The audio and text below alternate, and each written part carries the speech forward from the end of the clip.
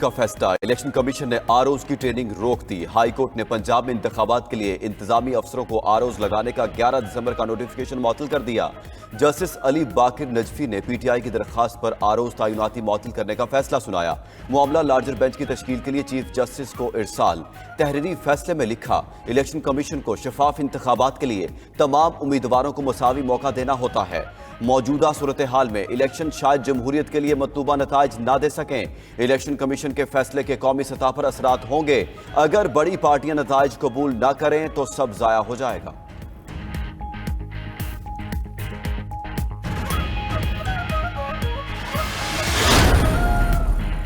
PTI आम इंतखाबात के इल्तिवा की साजिश कर रही है। इलेक्शन मुलतवी हुए तो जिम्मेदार तहरीक इंसाफ होगी। शहबाज शरीफ कहते हैं, पीटीआई हमेशा की तरह दोगली पॉलिसी पर अमल पैरा है। मीडिया में इलेक्शन जल्द कराने के बयानात और अदालतों में इल्तिवा की दरखास्तें देती है। पीटीआई नहीं चाहती मुल्क मजबूत और अवाम की मुआशी मुश्किलात खत्म हो।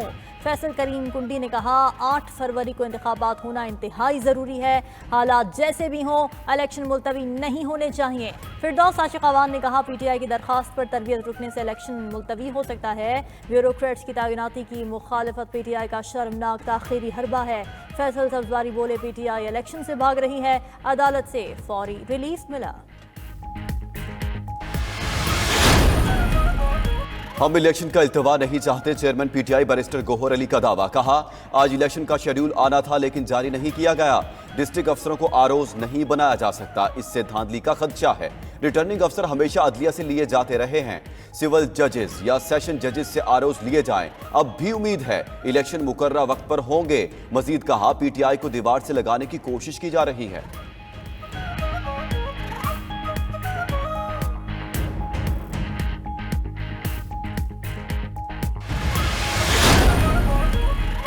इलेक्शन कमीशन ने इंतखाबात मुलतवी कराने का पीटीआई का इल्ज़ाम मुस्तरद कर दिया। तर्जुमान ने कहा, मौजूदा सूरत हाल का इलेक्शन कमीशन को जिम्मेदार नहीं ठहराया जा सकता।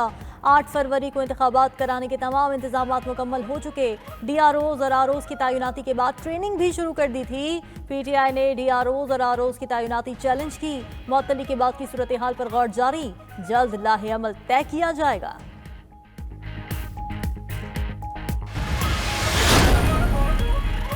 आपने हमारे आरओज मुअत्तल करा दिए। चीफ इलेक्शन कमिश्नर का मुस्कुराते हुए बैरिस्टर अली जफर से मुकालमा। सुप्रीम कोर्ट में था, पता नहीं चला, सरप्राइज मिला। अली जफर का जवाब, इलेक्शन कमीशन में पीटीआई इंट्रा पार्टी इंतखाबात के खिलाफ दरखास्त पर समाअत हुई। वकील पीटीआई की मसरूफियत की वजह से कल समाअत नहीं हो सकेगी। कमीशन ने समाअत 18 दिसंबर तक मुलतवी कर दी। अली जफर के दलाइल जारी रहेंगे।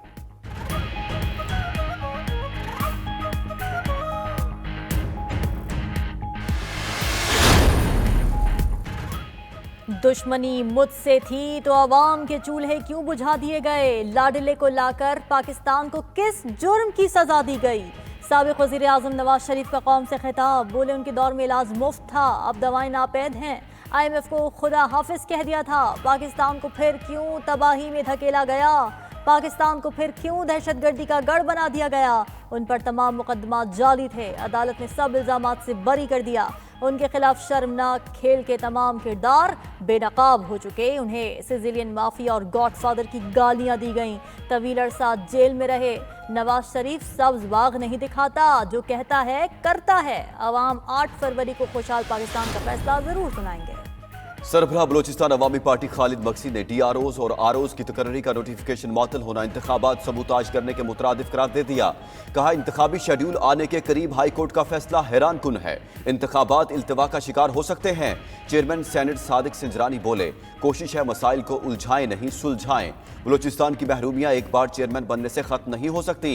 निगरां हुकूमत के इख्तियारात महदूद हैं, लेकिन हुकूक की आवाज उठाते रहेंगे। दूसरी जानिब पीटीआई के साबिक रुकने असेंबली मुबीन खिलजी साथियों समेत बीएपी में शामिल।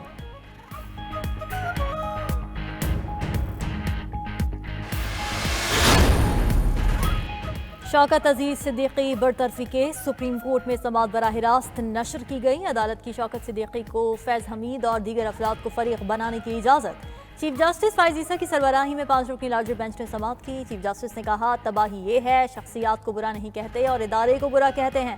इदारों पर इल्ज़ाम नहीं लगाने देंगे। किसी पर इल्ज़ाम लगा रहे हैं तो उन्हें फरीक बनाएं। अब तो आपके पास मौका है, उनको फरीक क्यों नहीं बनाते। दौरान समाअत वफाकी हुकूमत ने दरखास्त काबिल समाअत होने पर एतराज़ उठा दिया।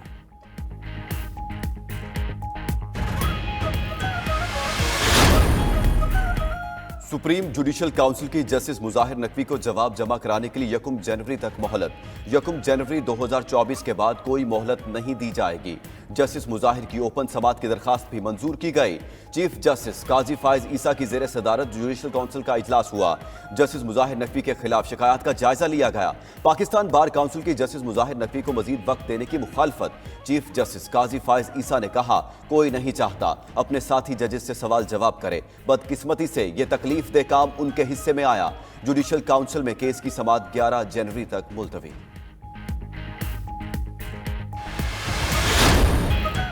साइफर केस की आइंदा समाअत अडियाला जेल में बंद कमरे में होगी। ऑफिशियल सीक्रेट एक्ट खुसूसी अदालत ने महफूज फैसला सुना दिया। अदालत में तलब गवाहन के बयानात रिकॉर्ड नहीं हो सके।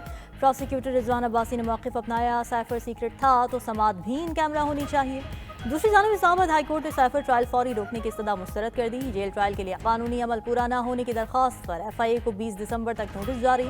उधर बानी PTI का इस्लामाबाद हाई कोर्ट के चीफ जस्टिस आमिर फारूक पर अदम एतमाद। दरख्वास्त पर रजिस्ट्रार ऑफिस ने एतराज़ात आयद कर दिए।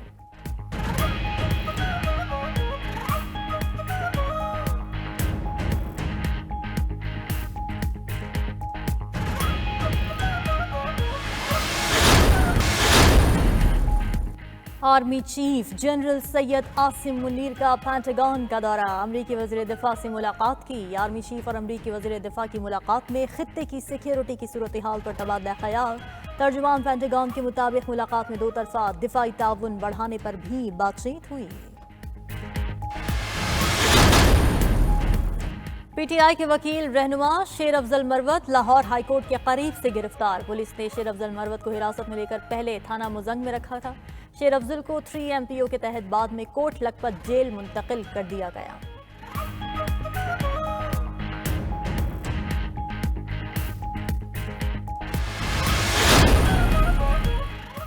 पाकिस्तानी मईशत बहाली की जानिब गामजन। जुलाई तक अक्टूबर महंगाई में कमी आई। आइंदा दिनों में शरह नमो बढ़ेगी।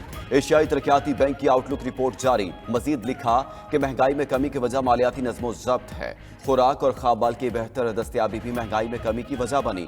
पाकिस्तान का कौमी कर्जा GDP का 80% तक पहुंच चुका। दूसरी जानिब स्टेट बैंक के ज़र मुबादला ज़खायर में $21 मिलियन का इजाफा 7.4 अरब डॉलर की सतह पर आ गए। स्टॉक मार्केट में 170 पॉइंट्स का इजाफा। इंडेक्स 65,450 पर बंद।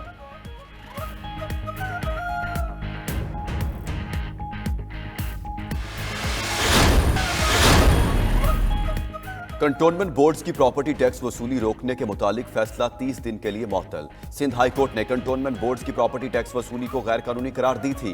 अदालत ने करार दिया 18वीं तरमीम के बाद कंटोनमेंट बोर्ड्स की तरफ से वसूल टैक्स शहरी वापस ले सकते हैं। अदालत ने कंटोनमेंट बोर्ड्स के वकील की इस्तदा पर फैसला मुअत्तल किया। वकील ने कहा, फैसले के खिलाफ सुप्रीम कोर्ट से रजू करने के लिए मोहलत दी जाए।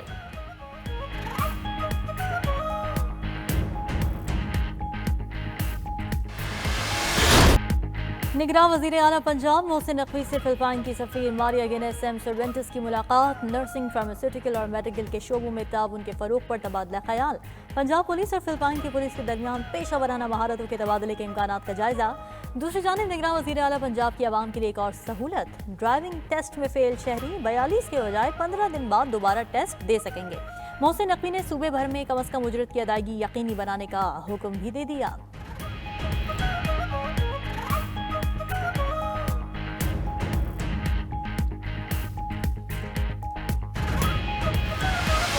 मुफरद असलूब के शायर, अतीब, फलसफी, नसर निगार जॉन एलिया। चाहने वाले आज उनका 92वां यौम पैदाइश मना रहे हैं। जॉन एलिया अपनी गैर रवायती शायरी से दिलों में उतर जाने का कमाल फन रखते थे। उनकी बेखुदी और बेसाख्ता लहजा आज भी लोगों के दिलों में जिंदा।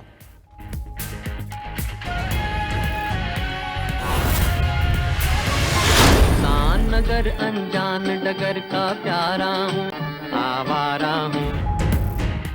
और पेशावर में पैदा होने वाले राज कपूर के परस्तारों ने उनकी सालगिरह पर यादें ताज़ा की। राज कपूर ने 1935 में बतौर चाइल्ड स्टार फिल्मी दुनिया में कदम रखा।